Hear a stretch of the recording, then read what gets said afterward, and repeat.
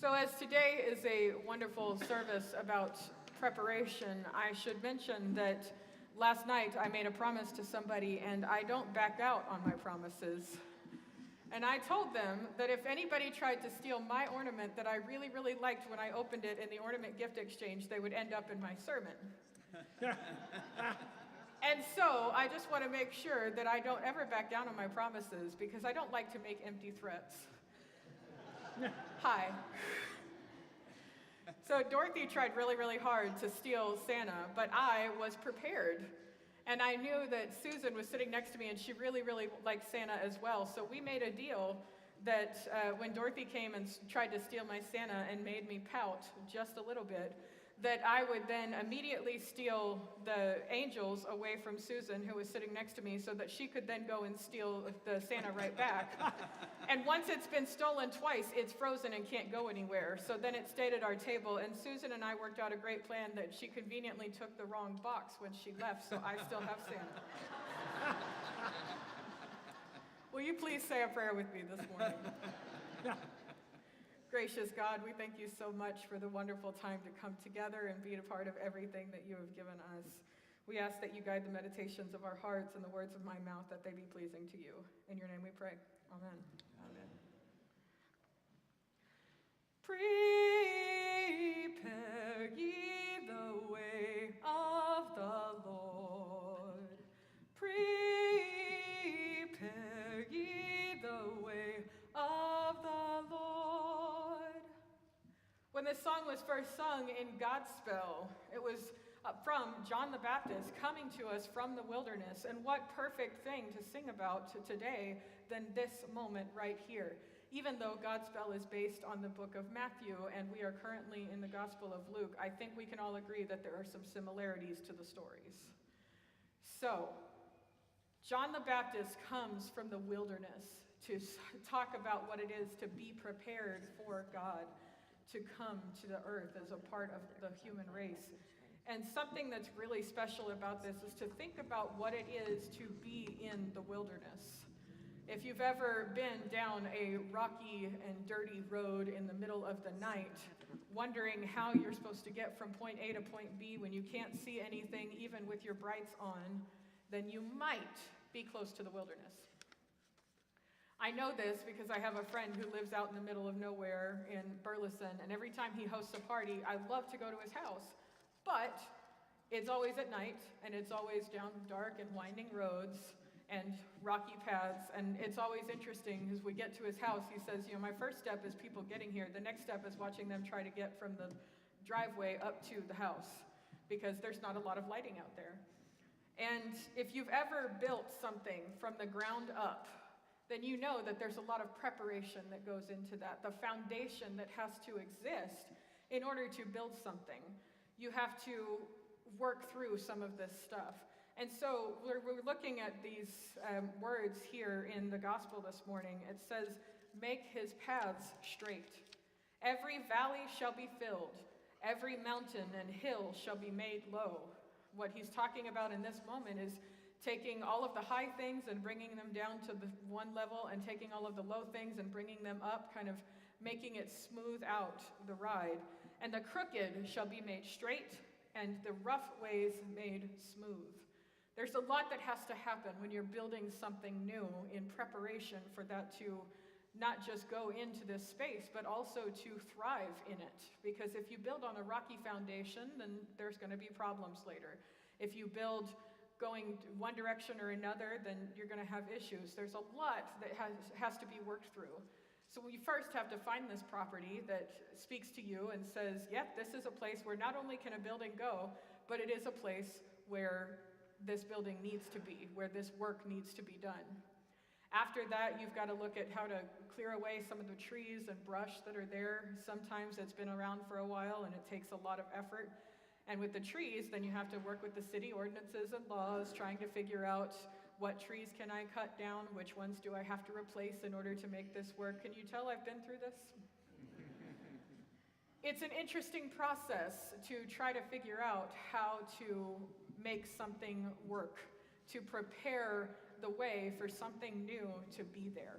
It's not something that happens overnight. There's so much that goes into it, and that's what we're looking at here with John coming to these people and saying, prepare ye the way. All of this leveling of foundation, everything that has to be worked out, is not the only time that you can prepare. We also prepare when we have people who come over for a party or we invite guests to our house. When you invite someone over, for the most part, you're not just saying, yeah, come on in, it's fine.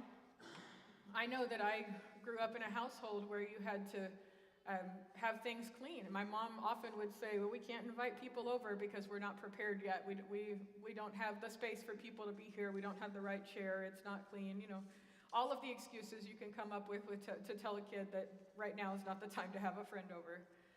And it got me looking at this section from Philippians where he says, for he is like a refiner's fire and like fuller's soap. He will sit as a refiner and purifies of silver, and he will purify the descendants of Levi and refine them like gold and silver. I just said that was from Philippians. It's from Malachi, sorry. There's something in that. It's not just saying to go through with your brand of Dove or Ivory or baby soap. We were talking about it earlier this week. This is lava soap. This is the stuff that really scrubs and gets into what's going on. You've got to smooth out the rough parts. If you're looking at jewelry, if you've ever known anybody working in jewelry or with fine metals, the refiner's fire is where you get rid of some of the impurities in the metals. It's where you smooth out some of the rough parts and make it presentable. Because most people don't want just the raw ore. They want something beautiful made out of it. And it's not, for some people, it doesn't seem as beautiful if it hasn't been refined. This idea of saying that God is going to purify and make it something all new and yet the same thing. It just looks very different. That's what's happening. It's this cleaning process. Somebody mentioned this week in our discussion the idea of he had, in preparation for somebody new coming to his house, he really wanted to make them feel comfortable and feel at home, so he went through the entire house washing the baseboards. Because that was something that was important to him. It was a sacred moment for him in saying that if when I clean and prepare this space, I am welcoming you here, and I know that I want you here, but now when it's clean, you can also know that I want you here. It's a space that has been prepared for guests, for a party. When you're setting up for that party, you don't just shove stuff under the bed, sometimes. Let's be honest. You want to try to make it clean and presentable. You want people to feel at home.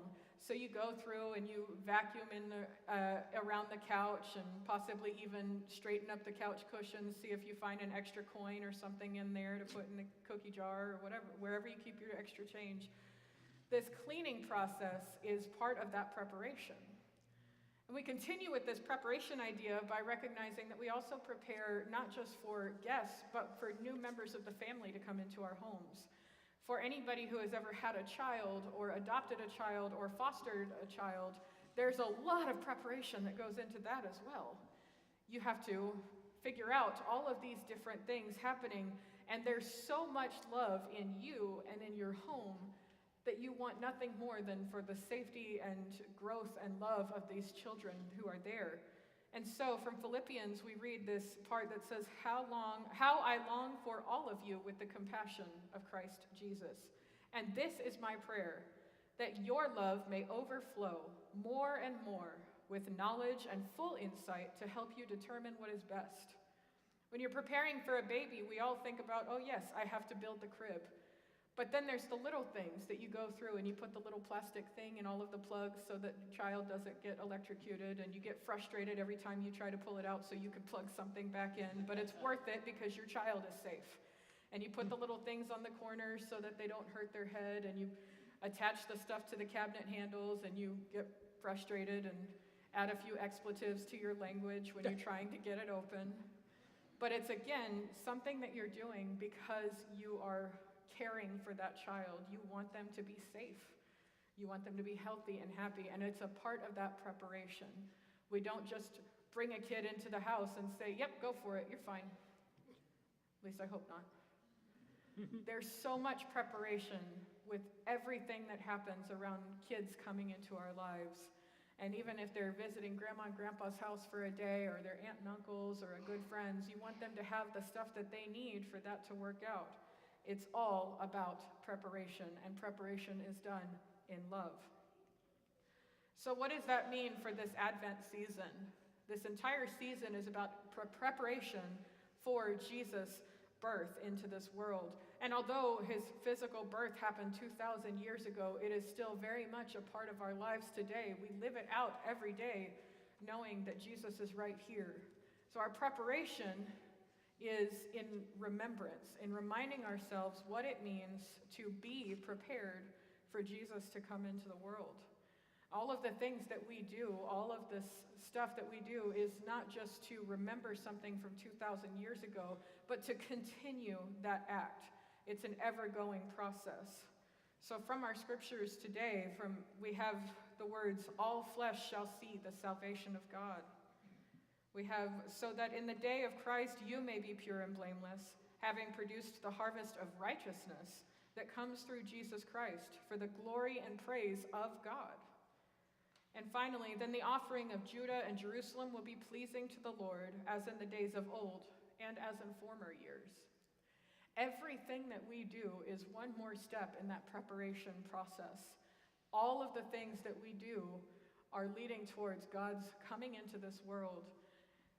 And if that could have happened 2,000 years ago, when you look at all of the parts of our story, how a virgin was told that she would give birth to a son even though she wasn't even married yet. How John came into the wilderness, out of the wilderness, to declare to the people to prepare a way for Jesus in his ministry. All of these steps that lead us right up to where we are today, the story is still going.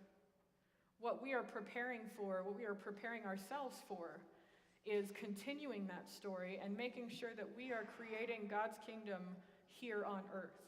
That it's not just somewhere out there or up there above us, it's right here, right now. And everything that we do leads us further and further into that process, that we're preparing for Jesus to be a part of something with everybody and not just with ourselves.